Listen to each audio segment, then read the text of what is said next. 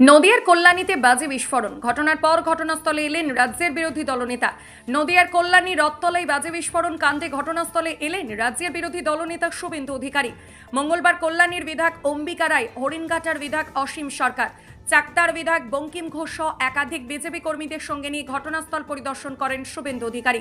ঘটনাস্থল পরিদর্শনের মধ্য দিয়ে রাজ্য সরকারকে তীব্র কটাক্ষ করেন রাজ্যের বিরোধী দলনেতা শুভেন্দু অধিকারী। রানাঘাট জেলা পুলিশ সুপারকেও এই ঘটনা নিয়ে তীব্র কটাক্ষ করে বিরোধী দলনেতা।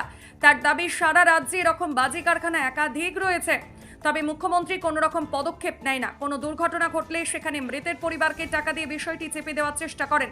তিনি বলেন, রাজ্য সরকার পরিবার পিছু 2 লক্ষ টাকা দিয়েছে, কিন্তু আজ রাজ্যের বিরোধী দল 2,01,000 টাকা দিয়ে বুঝিয়ে দিচ্ছে বিরোধী দল যেটা পাবে রাজ্য সরকার সেটা পারবে না।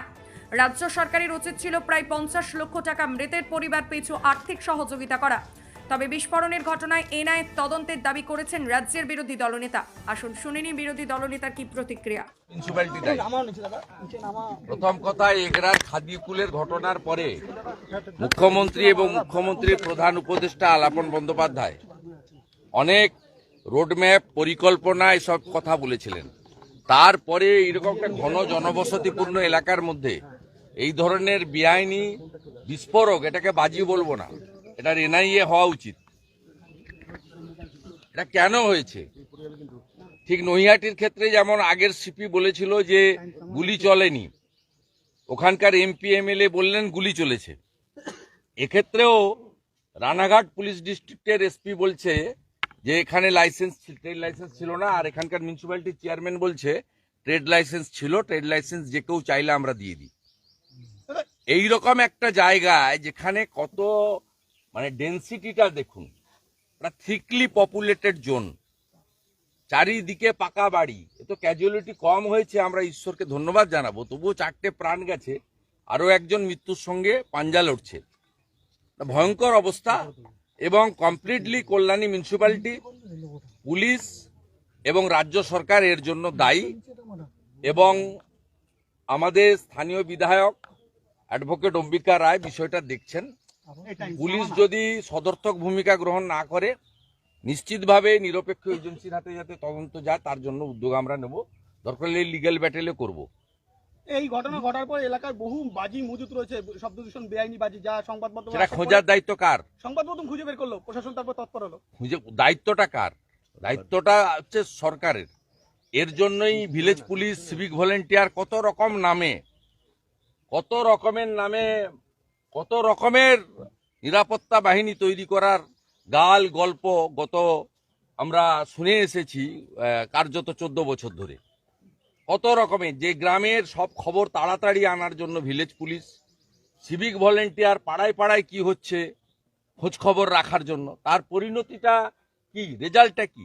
এত ননস্টপ এগরার খাদিকুল থেকে মাঝখানে আমডাঙ্গা, বজবজ, ননস্টপ হচ্ছে, ননস্টপ সাধারণ মানুষ মারা যাচ্ছে এবং তার বিনিময়ে 2 লক্ষ টাকা ক্ষতিপূরণ দিচ্ছে। আজকে বিজেপি মৃত পরিবারগুলোকে 2,01,000 টাকা দিয়ে এই মুখ্যমন্ত্রীকে বুঝিয়ে দেবে যে জীবনের দাম, একটা ভেজাল মদ খেয়ে মরলেও আপনি 2 লাখ দেন। আর এইভাবে আপনার সরকারের, আপনার পুলিশের, আপনার দলের পরিচালিত পুরসভার অবহেলা এবং কার্যত অত্যন্ত দায়িত্ব জ্ঞানহীনতার পরিচয়ের জন্য এই মৃত্যু হয়েছে। যেখানে আপনার অন্তত 50 লক্ষ টাকা করে ক্ষতিপূরণ দিয়ে এখানে পৌরসভার চেয়ারম্যানকে আর পুলিশকে দাঁড় করিয়ে পানিশমেন্ট দেওয়া উচিত ছিল, সেটা না করে আপনি 2 লক্ষ টাকার চেক দিয়েছেন। ভারতীয় জনতা পার্টি আজকে 2,01,000 টাকা করে এই পরিবারদের হাতে তুলে দিয়ে মুখ্যমন্ত্রীকে আমরা প্রমাণ করব রাজ্যের বিরোধী দল যেটা পারে আপনি সরকারি থেকে সেটা পারেন না। আপনি কি বাইক বা স্কুটার কেনার কথা ভাবছেন? তাহলে এখনই চলে আসুন দিনহাটা ইয়ামাহা অটো সেন্টারে এবং নিজ হাতে পছন্দ করে নিয়ে যান আপনার স্বপ্নের বাইক বা স্কুটার। আমাদের এখানে রয়েছে বিভিন্ন মডেলের বাইক ও স্কুটারের বিশাল সমাহার। রয়েছে স্বল্প ডাউন পেমেন্ট, ন্যূনতম ডকুমেন্টস ও সহজ ইএমআই এর সুবিধা। এছাড়াও রয়েছে যে কোনো কোম্পানির পুরনো গাড়ি এক্সচেঞ্জের সুবিধা। তাই আর দেরি না করে এখনই যোগাযোগ করুন দিনহাটা ইয়ামাহা অটো সেন্টারে। আমাদের ঠিকানা সাহেবগঞ্জ রোড বয়েজ বিক্রিয়েশন ক্লাবের সামনে। যোগাযোগের নম্বর 8158042471 এবং 7602877619।